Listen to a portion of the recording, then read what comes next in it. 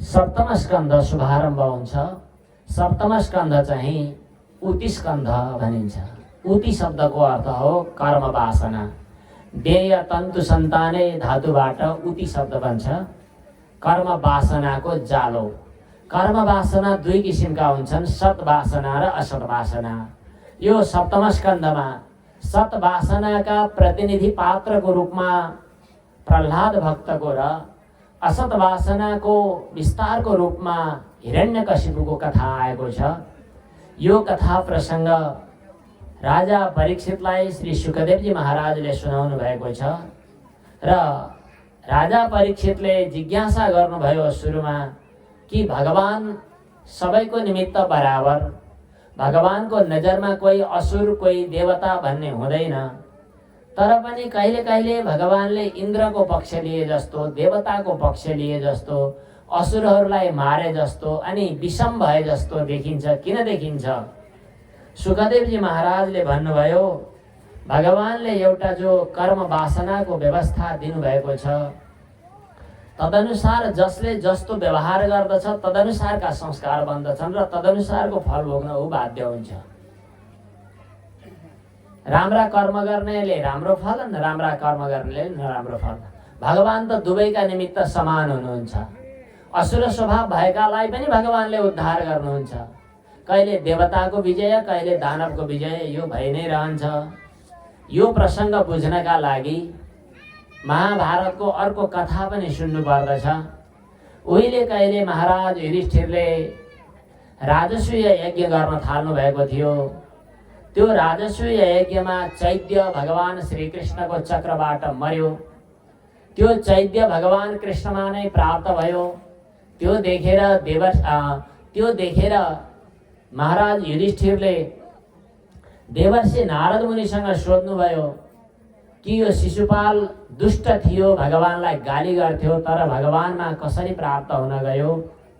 देवर्षि नारद मुनिले यसको पूर्वजन्म बताउँदै भन्नुभयो, जय विजय जो सनकादिको शापबाट असुर बन्न पुगेका थिए, तिनीहरूमध्ये पहिलो जन्म दितिको गर्भबाट हिरण्याक्ष र हिरण्यकशिपु जन्मे।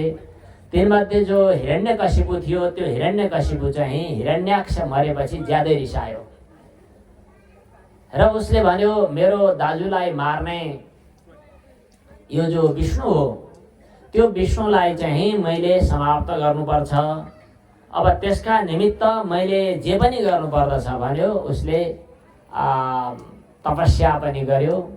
तपस्या गर्ने क्रममा हिमालय पर्वतमा गएर ब्रह्माजीको कठोर तपस्या गर्यो।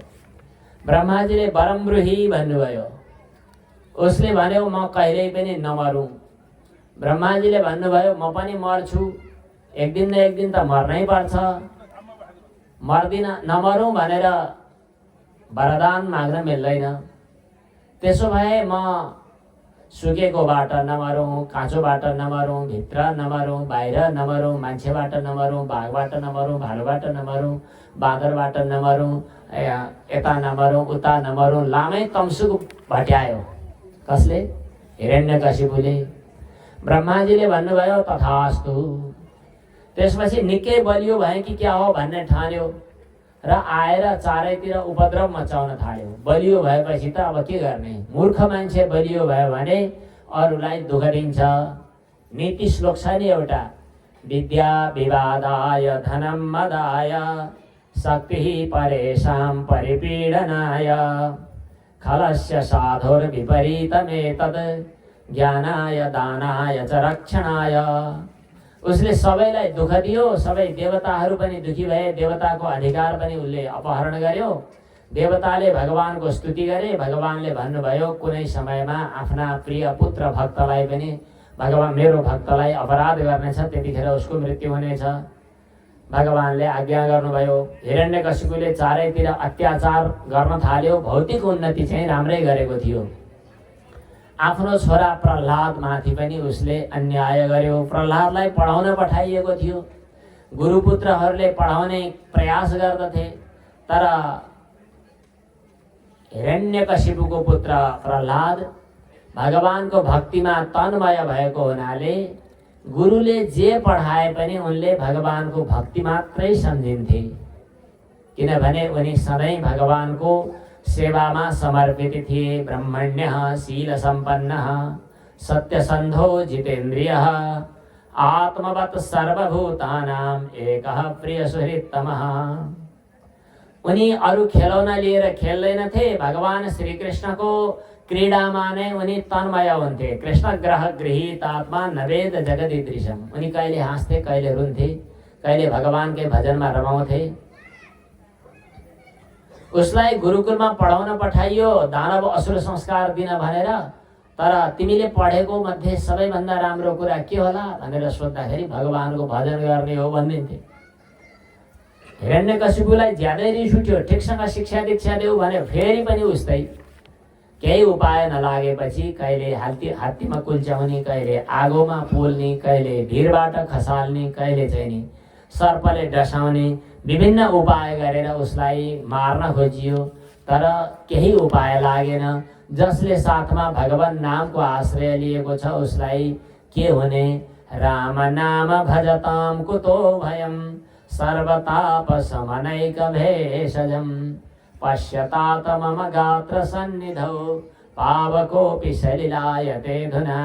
उल्टै प्रहलादले त अरू असुर बालकहरूलाई समेत भगवत भजनमा, भगवत नाम संकीर्तनमा अभिप्रेरित गरिदिन थाले। प्रहलादले अरू दानव असुर बालकहरूलाई समेत जम्मा पारेर भन्दछन्, हेर भाइ हो, भगवानको भजन सानै उमेरदेखि गर्नुपर्छ।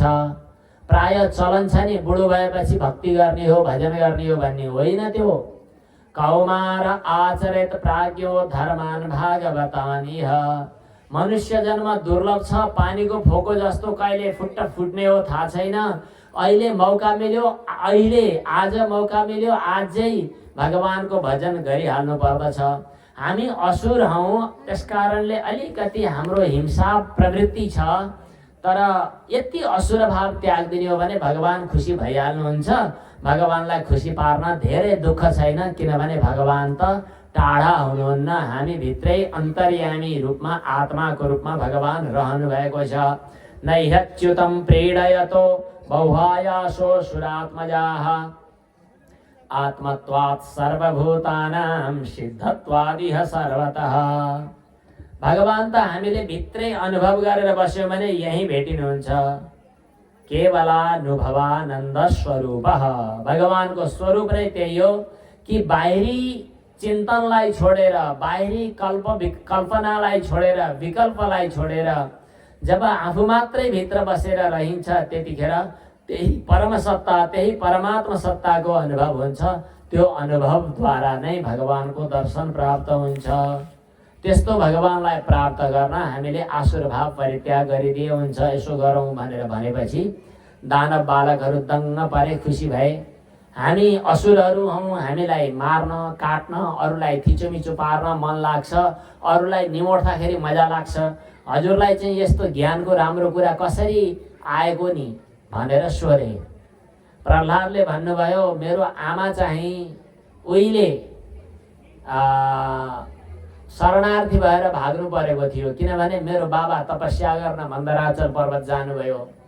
त्यतिखेर यो असुर हो, खत्तम छ, यसलाई बिउ नै खत्तम पार्नु पर्दछ भनेर इन्द्र महाराज खोजी गर्दै हिँडेका। मेरो आमा गर्भवती भएको थाहा पाएछन्। मेरो आमालाई नै खत्तम पार्छु भनेर कुद्दा रहेछन्। मेरो आमा चाहिँ शरणार्थी हुँदै हुँदै मेरो देवर्षि नारद मुनि भएको ठाउँमा जानुभयो। नारद मुनिले चाहिँ यिनबाट भयो हुने छैन, यिनलाई दुःख दिनु हुँदैन भनेर फर्काइदिएपछि इन्द्र महाराज फर्किनु भयो। मेरो आमा नारद मुनि कहाँ हुनुहुन्थ्यो। नारद मुनिले दिनुभएका शिक्षा दीक्षाहरू सबै मलाई याद छ। आमाले त बरु बिर्सनु भयो कि क्या हो, मलाई याद छ। मलाई त्यतिखेर सिकाएको कुरा नि, यसै जन्ममा हामीले अहिले नै आफ्नो स्वरूपको खोजी गर्नुपर्दछ। यी शरीरका स्वभावहरू जन्म, मृत्यु, अस्ति, जायते, वर्धते, ए छ अरे भन्छन्, मर्यो अरे भन्छन्, बढ्यो अरे भन्छन्, ठुलो भएछ भन्छन्, ए खिङ्रिङै परेछ भन्छन्, ए दुब्लाउनु भएको भन्छन्, ए मोटाउनु भएको भन्छन्। यो सबै शरीरका धर्म हुन्, आत्माका होइनन्। आत्मा चाहिँ भित्र नित्य, अव्यय, शुद्ध, क्षेत्रज्ञ, एक, अविनाशी छ। त्यो अविनाशी आत्मा नै मेरो आफ्नो स्वरूप हो। त्यो स्वरूपलाई यहीँ खोजी गर्नु पर्दछ। अनि मन बुद्धि चित्त अहङ्कारका वृत्तिहरू खडा भएका छन्, जाग्रत स्वप्न सुषुप्ति इत्यादि। अनि त्यसैले बाहिर विभिन्न प्रपञ्चहरू देखा परेको छ। बाहिर फर्किए यही चित्तका प्रपञ्चहरूको अलमलमा परिन्छ। भित्र फर्केर त्यही आत्माको स्वरूपलाई किन खोजी नगर्ने?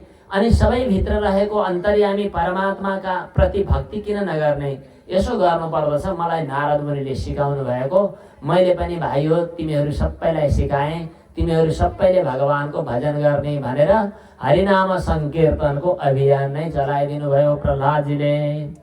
तत्रोपाय सहस्राणाम अयम भगवतोदितः यदीश्वरे भगवती यथा यैरञ्जसारथि।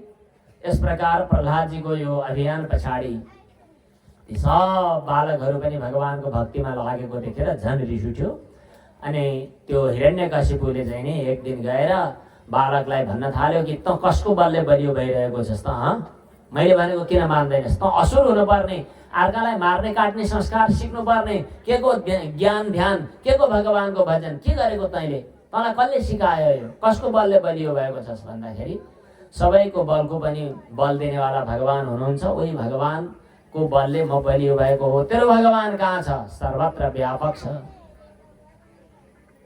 त्यसो भए सर्वत्र व्यापक भएको भगवान यो खम्बामा छ त भन्यो बाबुले। किन नहुने? सबैतिर व्याप्त हुनुहुन्छ।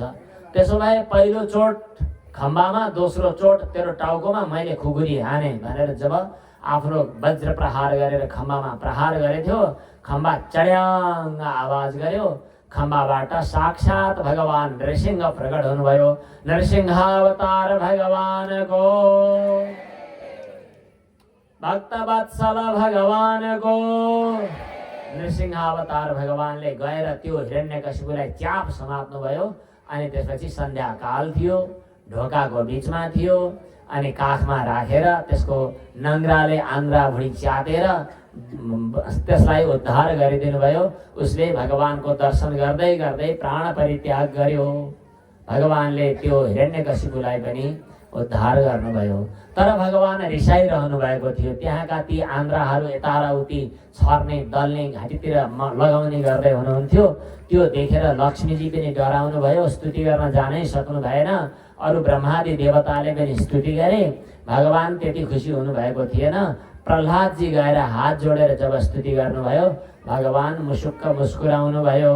भक्त्या तुतोष भगवान गजयुथपाय। प्रह्लादको त्यो भक्तिद्वारा भगवान प्रसन्न हुनुभयो। कति मिठो यो स्तुति प्रसङ्ग छ। यो स्तुति प्रसङ्ग चाहिँ फेरि फेरि अर्को पटक। त्यसपछि वरदान माग भन्नुभयो भगवानले। प्रह्लादले भने भगवान हजुरलाई पाइसकेपछि पनि वरदान माग्ने भन्ने हो र? हजुरसँग पनि लेनदेनको सम्बन्ध हुन्छ र? मलाई लोभ्याउने हो र? मलाई केही पनि चाहिएन, हजुरसँग मैले लेनदेन गर्ने होइन। भगवानले मुसुक्क मुस्कुराउनु भयो, खुसी हुनुभयो। त्यसपछि भन्नुहुन्छ, होइन तिमीले जे चाहना गरेका छौ त्यो पूर्ण हुनेछ भन्छन् प्रह्लादले। यदि वरदान दिनु नै हुन्छ भने मेरो मनभित्र विषय वासना आसक्ति सम्बन्धी कामनाका अङ्कुरहरू नै नपलाउन्। यदि राशि समय कामान वरानस्त्वं वरदर्शभ कामानां हृदय संरोहम भवतस्तु वृणे वरम। यस प्रकार भगवानसँग प्रह्लादले वरदान मागे। भगवानले तथास्तु भन्नुभयो र तिम्रा पिता पुर्खाहरू सबैको उद्धार भइसकेको छ, तिमीले स्वकर्तव्य गर भन्ने आज्ञा दिनुभयो। तदनुसार भगवानको आज्ञा बमोजिम औषधेही कर्महरू गरेर त्यो सिंहासनमा बसेर प्रह्लादजीले भगवानको आज्ञा परिपालन गर्नुभयो। यी सबै कर्म वासनाका खेलहरू हुन्।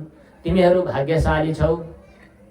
जसले जस्तो भावना गरेका छन् तदनुसार भगवानलाई प्राप्त गर्दछन्। तर वास्तवमा निष्कर्ष के हो भने येन केनापि उपायेन मनः कृष्णे निवेशेत। असुरहरूले आसुर शैलीमा भगवानमा मन समर्पण गरेर उनीहरूले कल्याण प्राप्त गरे। कतिपय गोपीहरूले स्त्री आफूलाई अनुभव गरेर पतिको रूपमा भगवानलाई स्वीकार गरे। कतिले पुत्रको रूपमा, कतिले चाहिँ शत्रुको रूपमा, कतिले चाहिँ इष्टदेवताको रूपमा। जुनसुकै प्रक्रियाबाट भए पनि भगवानमा मन समर्पित होस्, यो नै महत्त्वपूर्ण विषय हो। यहाँ त्रिपुरासुरको प्रसङ्ग पनि आएको छ। त्यसपछि भगवान शिवजीले त्रिपुरमाथि विजय प्राप्त गर्नुभएको कथा अनि सनातन धर्म सम्बन्धी प्रसङ्ग आएको छ। यो ज्यादै महत्त्वपूर्ण प्रसङ्ग। देवर्षि नारद मुनिले युधिष्ठिर महाराजलाई बताउनु भएको। अनि त्यसपछि चाहिँ सप्तम स्कन्धको प्रसङ्ग पूर्ण हुन्छ। अष्टम स्कन्धमा मन्वन्तर चरित्रहरूको चर्चा छ। जुन मन्वन्तर चरित्र वर्णन गर्ने क्रममा भगवानले एउटा गोहीलाई कृपा गर्नुभएको, एउटा त्रिकुटाचल पर्वतमा, सुन्दर श्रेष्ठ पर्वतमा जहाँ समुद्रको किनार थियो नजिक, त्यहाँ एउटा हात्ती चाहिँ क्रीडा गर्दै गइरहेको थियो। एउटा गोहीले आक्रमण गर्यो। त्यो गोहीले आक्रमण गरेर तानिदिँदा एकदम आत्तिएको हात्तीले भगवानको स्तुति गर्यो। भगवान प्रसन्न हुनुभयो र दिव्य धामबाट तत्काल त्यहाँ आएर त्यो गोहीलाई चक्र प्रहार गरेर उद्धार गर्नुभयो। हात्तीलाई पनि कृपा गर्नुभयो। यी दुईटा गोही र हात्ती जो थिए यिनीहरू पूर्व जन्मकै साधक थिए। यतिखेर हात्तीले भगवानको जो स्तुति गरेको थियो यो गजेन्द्र मोक्ष स्तोत्र हो। ज्यादै महत्त्वपूर्ण स्तोत्र छ। यहाँ ब्रह्मादि देवताहरूले भगवानको स्तुति गरे। भगवान प्रसन्न हुनुभयो र वरम ब्रूहि भन्नुभयो। देवताहरूले भने हामीले जहिलेसुकै हार्ने, असुरहरूले जित्ने, हाम्रो कल्याण कसरी हुन्छ? भगवानले भन्नुभयो तिमीहरूले अलिकति भगवानको प्रसादलाई अपमान गरेको हुनाले श्रीहीन भएका हौ। भगवानका चरणमा समर्पण गरेको पुष्पलाई श्रद्धापूर्वक शिरमा राख्नु पर्दछ। तिमीले अपमानित गर्यौ, त्यसकारणले श्रीहीन भएका हौ। अब तिमीहरूले समुद्र मन्थन गरेर श्री लक्ष्मी सम्पत्ति र अमृत प्राप्त गर्नेछौ भन्ने आज्ञा गर्नुभयो। र भगवानले भन्नुभयो अमृत प्राप्त गर्नका लागि तिमीहरूले दानवसँग पनि मेलमिलाप गर्नुपर्दछ। अनि दानवलाई पनि मेलमिलापमा ल्याउने प्रस्ताव गर्नुभयो भगवानले। अनि देवता र दानव मिलेर समुद्रमा मथ्ने प्रयास गर्न थाले। जहाँ मन्दराचल पर्वतको मधानी बनाइयो, बासुकी नागको नेति बनाइयो अनि समुद्र मन्थन गर्न खोज्दै थिए, त्यो मधानी डुबेर तल जाने भयो। भगवान स्वयं कछुवा बनेर प्रकट हुनुभयो। अनि यतिखेर भगवान कच्छपा अवतार हुनुभयो। अघि गजेन्द्रलाई उद्धार गर्न आउनुभएका भगवानको हरि अवतार नाम थियो। हरि अवतार भगवानको। अहिले भगवानले कछुवा अवतार लिइसक्नुभयो। कच्छपा अवतार भगवानको। अनि मन्थन गर्न थाल्नुभयो। देवता दानवहरूलाई अगाडि सारेर भगवान स्वयं पनि सहभागी भएर त्यो समुद्र हुडलिँदै गर्दा त्यहाँबाट डरलाग्दो विष निस्क्यो। त्यो विषले सबैलाई खत्तम पार्यो, के गर्ने होला भनेर चिन्ता गर्दै थिए। त्यतिखेर भगवान शिवजीको स्तुति गरियो। आशुतोष भगवान शिवजीले आएर त्यो विषलाई हातमा समातेर पार्वतीसँग अनुमति लिएर सर्लक्क पिइदिनुभयो र गलामा राख्नुभयो। अनि भगवान शिवजी हुनुभयो नीलकण्ठ। नीलकण्ठ भगवानको। भगवान शिवजीले विष पिइदिसकेपछि अब समुद्र मन्थनको बाटो खुल्यो।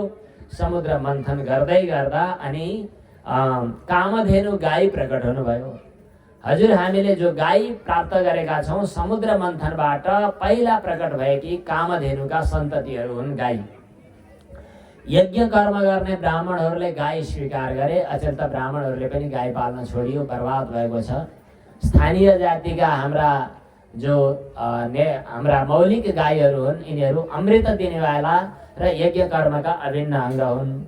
अनि त्यसपछि फेरि मन्थन गरेको घोडा निस्कियो। घोडालाई बलिराजाले नै स्वीकार गरे। ऐरावत हात्ती निस्कियो, इन्द्र महाराजले लिए। कौस्तुभ मणि निस्कियो, भगवानको छातीमा रह्यो। पद्मराग मणि पनि प्रकट भयो। पारिजात प्रकट भयो, स्वर्गका देवताहरूले लिए। अप्सराहरू प्रकट भए, स्वर्गका देवताहरू कहीँ गए। अब यसपछि समुद्र मन्थन गर्दै गर्दा एउटा यस्तो दिव्य विभूति निस्कियो, जुन दिव्य विभूति भगवानकै इच्छाले प्रकट भएको। हामीले जहिले पनि भगवानको पूजा गर्दा लक्ष्मी नारायण भनेर पूजा गर्छौँ।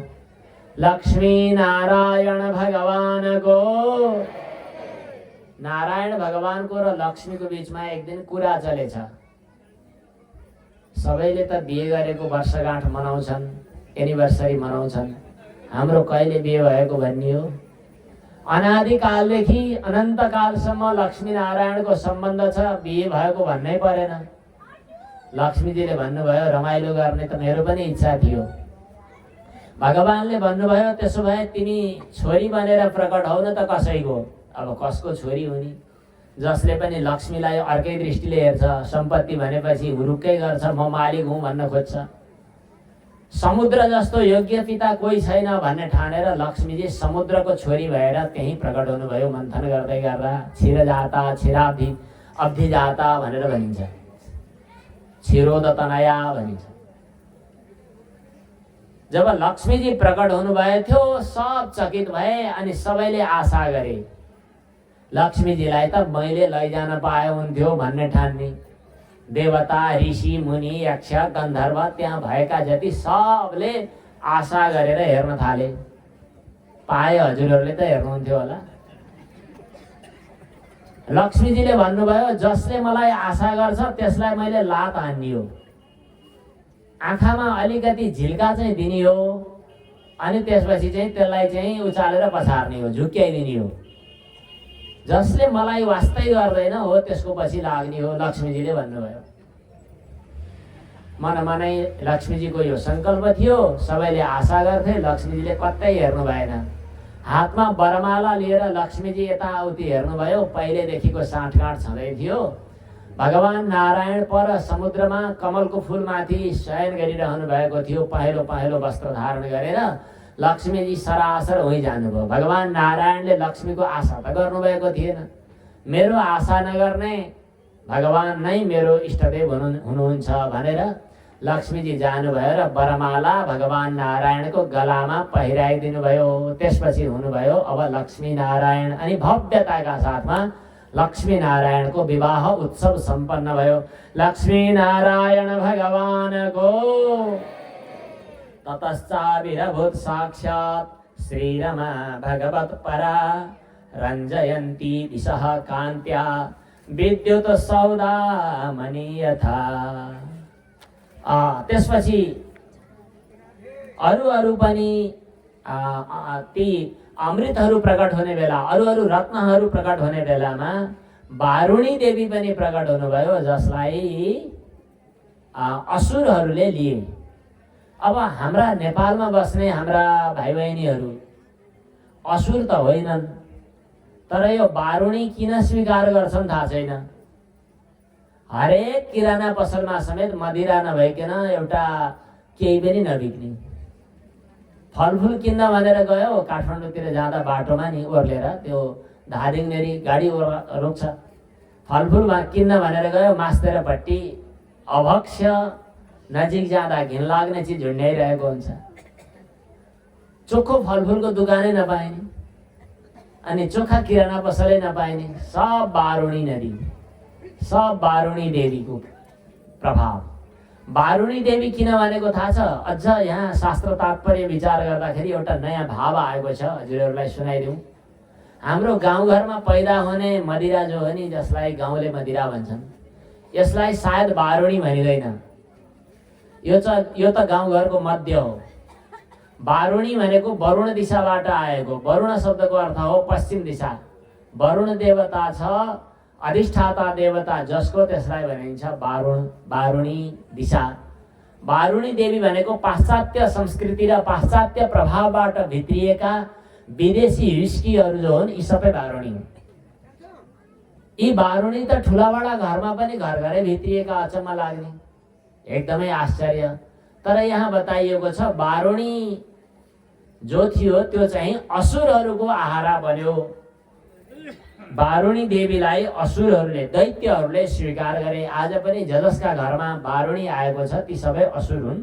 तिनीहरू भगवानको भजन गर्ने अधिकार राख्दैनन्।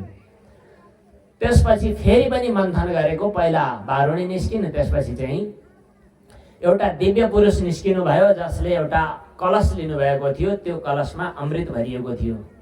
ती पुरुषको नाम थियो धन्वन्तरी, साक्षात् भगवानको अवतार। धन्वन्तरी अवतार भगवानको। भगवानले त्यो अमृत कलश लिनुभएको देखेर देवताहरूले पनि आशा गरे, दानवहरूले पनि खोज्न थाले। यो खोसाखोस दौडा दौडी चलिरहेको बेलामा जोगाउनै गाह्रो भयो थियो। भगवानले मोहिनी अवतार लिएर प्रकट हुनुभयो। मोहिनी अवतार भगवानको। मोहिनी अवतार देखेपछि तिनीहरू सबै मोहिनीतिर फर्किएर मुसुक्क मुस्कुराउन थाले। मोहिनीले छड्के छड्के आँखाले उनीहरू सबैलाई मोहित बनाइदिनु भयो। अनि ती असुरहरूले भने, हजुर तिमी को हौ, कसकी छोरी? भन्नुभयो मोहिनी अवतार भगवानले, जसकी छोरी भए पनि के हो त, तपाईहरू त कश्यपका सन्तान, झगडा गरेर हिँड्नु भएको छ, के भएको यस्तो? तपाईहरूले झगडा गरेको सुहाउँछ? बरु म बाँडिदिन्छु नि भन्नुभयो। अनि नुहाई धुवाई गरेर आउनुपर्छ, कपडा फेरेर आउनुपर्छ भन्नुभयो, हातमा कलश लिएर मोहिनीले। अनि नुहाउन जानेहरू गए, जसको साथमा धोती छ, जसको साथमा गम्छा छ, जसको साथमा झोलामा यसो तिलक चन्दनका व्यवस्था छ, त्यसले त गयो, नुहायो, आइहाल्यो। कतिपय अवस्थामा जनै लुगाउन पनि समस्या हुन्छ। टोपी लगाउनुपर्छ, टोपी काटेको छोप्नका लागि। त्यस्तै जनै छैन भन्नका लागि पनि कपडा लुगाउनुपर्छ। असुरहरू त जनै जोगाएर बसेनन्, कश्यपकै सन्तान हुन्। जनै जोगाएर नबस्नेहरू चाहिँ असुरहरू। अब उनीहरूलाई कता धोती खोज्न, कता जनै खोज्नु, कता नुहाई धुवाई गर्नु, उनलाई ढिलो भयो। देवताहरू अगाडि आए, किनभने छिटो छरितो धोती फेरेर आउन देवताहरूलाई अबेर भएन, अलमल भएन। उनीहरू पङ्क्तिमा बसिहाले, उनीहरूले खाइहाले। अनि ढाँडढुँड गरेर आउनुपर्ने असुरहरूलाई ढिलो भयो, उनीहरूले खान पाएनन्। यसरी देवताले अमृत प्राप्त गरे, हामीले त प्राप्त गरेनौँ भनेपछि उनीहरू फेरि झगडा गर्न थाले।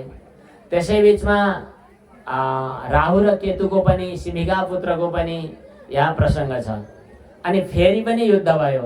यी देवता र दानवको अमृतका लागि भएको युद्धको प्रसङ्ग विचित्र छ। यहाँ भगवती भुवनेश्वरी जगतजननी मोहिनीको रूपमा भगवानको प्राकट्य भएको छ। मोहिनी अवतार भगवानको। अमृत प्राप्त गरेको हुनाले देवताहरूको विजय भयो। वारुणीको पछि लागेको हुनाले असुरहरूको पराजय भयो। यसको तात्पर्य हो, हामीहरू पनि त्यो ज्ञानामृत, भगवत भक्ति रूपी अमृत, यसलाई प्राप्त गरौँ। भगवत चरणको शरणागतिलाई हामी स्वीकार गरौँ। अरू विषय भोग र आसुरी प्रवृत्तिको पछि नलागौँ। यो हाम्रो लागि उपदेश हो। भगवानले जे इच्छा गर्नुभएको छ त्यस्तै हुन्छ। कहिले देवताको विजय, कहिले दानवको विजय। भगवान शिवजीले पनि मोहिनी अवतारको दर्शन गर्नुभएको प्रसङ्ग आएको छ। यसभित्र पनि दिव्य लीला चरित्रहरू रहेका छन्।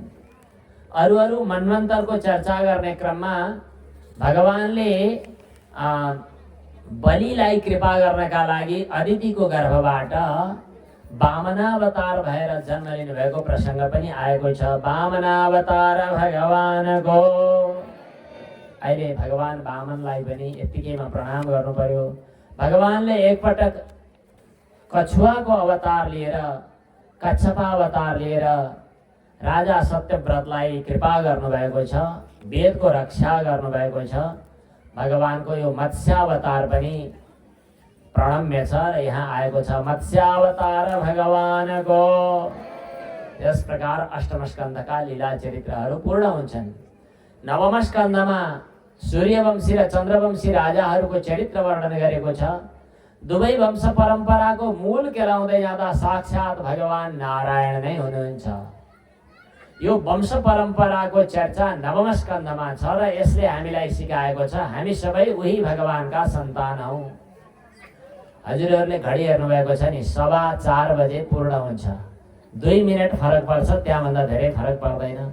भक्तवत्सल भगवानको। भगवान सूर्यको तर्फबाट वंश परम्परा जो चलेको थियो, त्यस वंश परम्परामा धेरै राजर्षिहरूको चरित्र आएको छ, जसमा भगवान मर्यादा पुरुषोत्तम श्री रामचन्द्रको कथा आएको छ, जसले भूभार हरण गर्नका लागि दशरथ पुत्र बनेर, कौशल्या नन्दन बनेर जन्म लिनुभयो। मर्यादाको स्थापना गर्नुभयो। अनि सीतासँग विवाह गर्नुभयो। वनवासमा गएर ऋषिमुनिहरूमाथि कृपा गर्नुभयो। दुष्ट रावणलाई संहार गर्नुभयो। सीता लिएर फर्किनुभयो।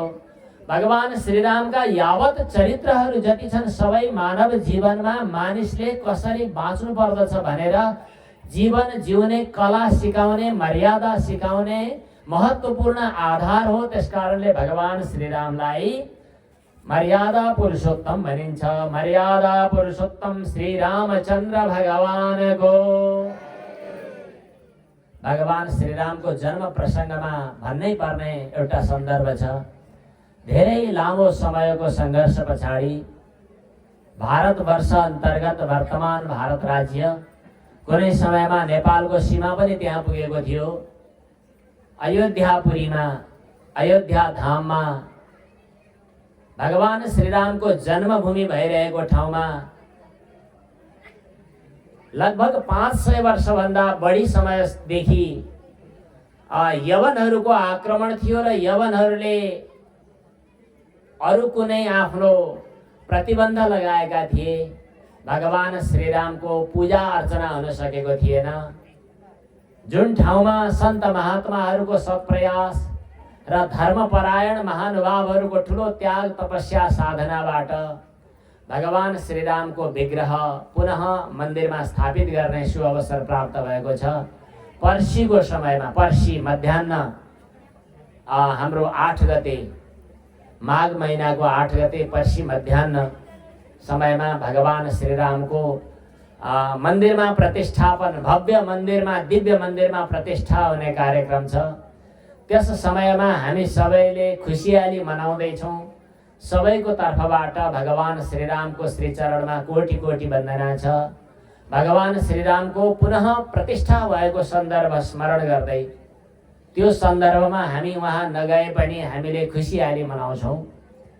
कतिपय सन्त महात्माहरूले विधि विधान पूर्ण होस्, अविधिपूर्वक यज्ञ कर्म गर्नु हुँदैन, विधिपूर्वक गरियोस् भनेर खबरदारी पनि गर्नुभएको छ।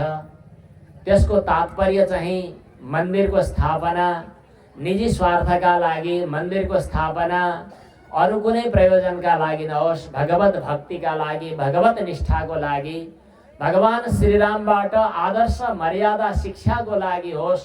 यो नै सन्त महात्माहरूको सन्देशको तात्पर्य हो। भगवान श्रीरामको पवित्र लीला चरित्र वर्णन गर्दै सुखदेवजी महाराजले राजा परीक्षितलाई भन्नुभएको छ, नरन शिक्षयन्तम स्त्रीसङ्गीनाम गतिमिति प्रथयांश्चकार।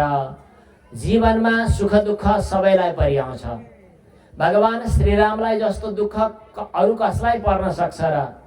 विवाहको सन्दर्भमा राज्य सिंहासनमा बस्नु पर्दछ, तयारी गर्नु पर्दछ भनेर तयार हुँदै गर्दा राज्यबाट विचलित हुनु पर्नु, वनवास जानु पर्नु, अनि आफ्नै प्रिय पत्नीलाई त्यागेर, प्रिय पत्नीलाई छोडेर प्रिय पत्नीको विरहमा भौतारिन पर्नु, अनि त्यत्रो टाढा यात्रा गरेर लङ्कामा पुगेर रावण जस्ता दुष्टहरूसँग युद्ध गरेर पत्नीलाई लिएर फर्किनु, तर मातृभूमिप्रतिको अनुरागले आएर आफ्नै देशमा, आफ्नै मातृभूमिको ठाउँमा आएर सेवा गर्नु, अनि पिता माताप्रतिको कर्तव्य, पिताको वचन परिपालन गर्न कष्ट सहन गर्नु, आमाप्रतिको कर्तव्य, दाजुभाइप्रतिको व्यवहार, अनि पत्नीप्रतिको कर्तव्य, त्यस्तै प्यारी पत्नीलाई पनि फेरि लोक अपवादबाट बच्नका लागि त्याग गर्न पर्नु, तर राजाको कर्तव्यबाट विचलित नहुनु। यी भगवान श्रीरामका लोकातीत मर्यादाका धेरै प्रसङ्गहरू छन्। आज समयको अभावका कारणले गर्दा यिनै सन्दर्भसहित भगवान श्रीरामको दिव्य पावन लीला चरित्रलाई वन्दना गर्दै अनि भगवान श्रीकृष्णको त्यसै वंश परम्परामा जन्मिएका अरू राजर्षिहरूको अनि चन्द्रवंशमा जन्मिएका ययाति, रन्तिदेव जस्ता राजाहरूको प्रसङ्ग, यता सूर्यवंशमा भगवती गङ्गाको अवतरणको प्रसङ्ग पनि स्मरणीय थियो। चन्द्रवंशमा भगवान श्रीकृष्ण जन्म लिनुभएको प्रसङ्ग आएको छ। जुन भगवान श्रीकृष्णका पवित्र लीला चरित्रहरूले हाम्रो जीवनलाई कृतकृत्य बनाउँछन्, कृतार्थ बनाउँछन्, ती भगवानका पावन लीला चरित्रहरूको स्मरण गर्दै 11 श्लोकमा कथा पुरा गर्नुभयो। भक्तवत्सल भगवानको हैन, यति हतार किन गर्नुभएको हो? अरू राम्रोसँग कृष्ण चरित्र त सुनाइदिए हुन्थ्यो नि, राजा परीक्षितले भन्नुभयो। सुखदेव स्वामीजीले त सुनाउन थाल्नुभयो, हामीले चाहिँ भोलि सुनाउने छौँ। कथितो वंश विस्तारो भवता सोम सूर्ययोः राज्ञां चोभय वंश्यानां चरितं परमाद्भुतम्। कथा प्रसङ्ग वर्णन गर्दा आज श्रीकृष्ण जन्मसम्म हुन्छ, तर जन्म भएको थाहा पाएर भव्य नन्दोत्सव चाहिँ नन्द बाबाको आँगनीमा भव्य दिव्य नन्द उत्सव चाहिँ भोलि हुन्छ। हजुरहरू सबै भोलि गोपी भावका साथमा भगवानलाई अर्पण गर्ने नौनी माखन मिश्रीहरू अरू मिठाई परिकारहरू लिएर अनि गोपी भावका साथमा गोपी जस्तै बनेर हजुरहरू सबै आउनुहुनेछ। हजुरहरू सबैको हृदय कमलमा हृदय रूपी वृन्दावनमा हृदय रूपी ब्रजभूमिमा भगवान श्री कृष्णको दिव्य क्रीडा दिव्य लीला भोलि विस्तार पूर्वक हुनेछ। यिनै सन्दर्भ सहित भगवानका श्री चरणमा आजको कथा प्रसंग समर्पण गर्दै विश्राम हुन्छ। हरि ओम तत्सत। आनन्द कंद श्री कृष्ण चन्द्र भगवानको श्रीमन्नारायण नारायण नारायण भजमन नारायण नारायण